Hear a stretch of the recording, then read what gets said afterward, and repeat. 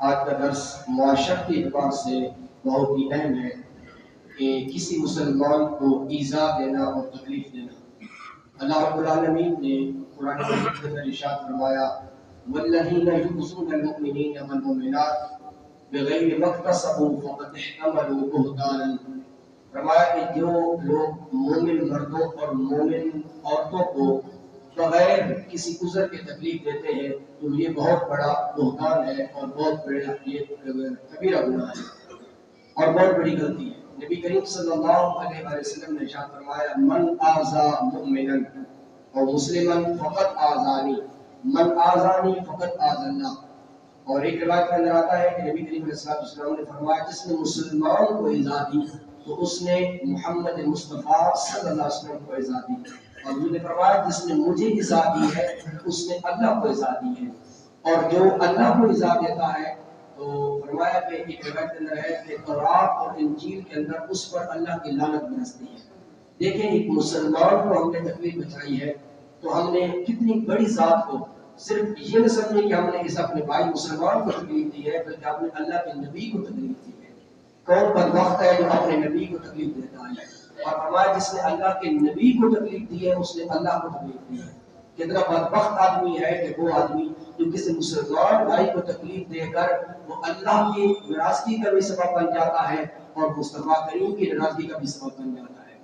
ہم یہ سمجھتے ہیں کہ گناہ کبیرہ جو ہے وہ شراب پینا ہے، زنا کرنا ہے، کسی کا حق کھانا ہے، یہ گناہ کبیرہ ہے، یہ بھی گناہ کبیرہ ہے۔ فتاوی رضویہ شریف کے اندر اعلیٰ حضرت علیہ رحمہ نے کوٹ کیا ہے، آپ فرماتے ہیں اگر کسی مسلمان کو بغیر عذر کے، بغیر وجہ کے، کسی وجہ کے اگر اس کو ایذا دی جائے، تکلیف کی جائے، ایسے جملے بولے جائے جس سے اس کا دل ٹوٹ جائے، فرمایا یہ بھی گناہ کبیرہ ہے۔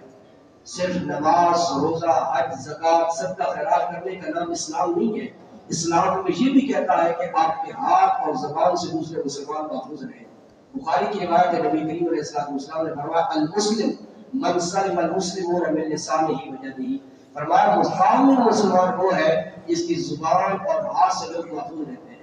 آپ اور میں دیکھیں کہ ہماری زبان سے کسی کو تکلیف تو نہیں ہوتی، کیا ہمارے پڑوسی کو ہماری وجہ سے تکلیف میں مبتلا تو نہیں ہے؟ ہمارے باتوں کا ایسے جملے بولتے ہیں جس سے دوسرے آدمی کا دل ٹوٹ جاتا ہے، چکنا چور ہو جاتا ہے، اور وہ مجبور آدمی ہوتا ہے، وہ آپ کو اور مجھے کچھ نہیں سکتا کیونکہ میں بڑا آدمی ہوں، اس کا بس نہیں چلتا، لیکن جب وہ رات کو اللہ کی بارگاہ میں التجا کرتا ہے تو اللہ اس کی دعا کو رد نہیں کرتا۔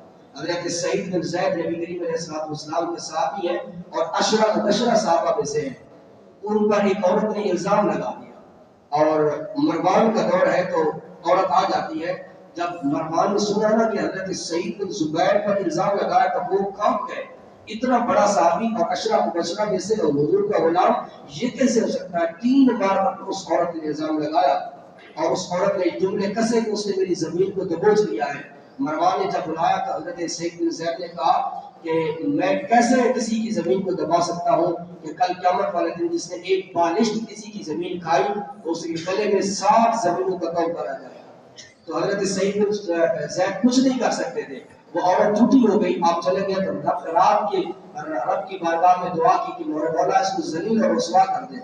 حدیث کے اندر آتا ہے کہ وہ عورت کا چیختی تھی، چلاتی تھی، نابینا ہو گئی، آپ نے فرمایا تھا یا اللہ اس کو اندھا کر دے، اور وہ گلیوں میں چیختی چلاتی تھی، کہتی تھی لوگوں مجھے مظلوم سعید بن زید میں نے اس پر ظلم کیا تھا اور اس پر الزام لگایا تھا، ان کی بددعا مجھ کو لگ گئی ہے، اور چیختی چلاتی تھی۔ اور تاریخ میں لکھا گیا ہے کہ جس زمین پر اس نے الزام لگایا تھا اسی کے اندر کنواں تھا، اسی کے اندر گر کر وہ مر جاتی ہے۔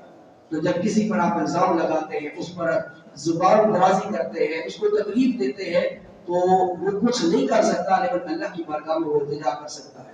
اور ہماری کتابوں کے اندر ایک شعر پڑھا جاتا ہے، عربی کے اندر ہے جراحت السنان لہا تیام، کہ نیزہ آپ کسی کو مارے تو وہ اس کے زخم جو مل جاتے ہیں، وہ ٹھیک ہو جاتے ہیں۔ ولا یلتام ما جرح اللسان، کہ جو زبان سے آپ کسی کو زخم لگاتے ہیں وہ ٹھیک نہیں ہوتا، وہ جب بھی آپ کے سامنے آتا ہے تو اس کو تکلیف ہوتی ہے۔ تو آج سوشل میڈیا کا دور ہے، آپ کے ہاتھ میں موبائل ہے، جو بھی بات آتی ہے اس پر کمنٹ یہ ایسا جملہ کبھی نہ بولے جس کے آدمی کے دل آزاری ہو، اس کا دل ٹوٹ جائے، اس کو تکلیف پہنچے۔ آخری بات ہے، حضرت ابوبکر صدیق رضی اللہ تعالیٰ عنہ نے حضرت عائشہ صدیقہ سے پوچھا کہ حضور نے راز کی باتیں جو معراج کی رات آپ کو نصیب ہوئی تھی، ان میں سے ایک راز کی بات بتائیں۔ تو آپ نے فرمایا ایک راز کی بات یہ حضور نے بتائی تھی مثال کے بعد کہ جو آدمی کسی کا دل جوڑ دیتا ہے اللہ اس کو بغیر حساب کے جنت عطا فرما دیتا ہے۔ سبحان اللہ۔ اللہ کا ابوبکر صدیق رونے لگے۔ آپ نے عرض کی کہ ابا جان آپ روتے کیوں؟ فرمایا کہ اس کا الٹ بھی تو دیکھو نا کہ دل جوڑنے پر اللہ مغفرت فرما دیتا ہے، تو دل توڑ دیے تو کیا بنے گا؟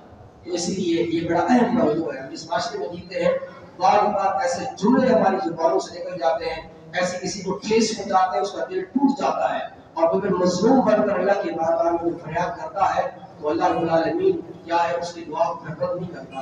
تو اس لیے اپنی زبان، اپنے ہاتھ اور اپنی آنکھ سے ہر آدمی کو اپنے محفوظ رکھنا ہے۔ اللہ رب العالمین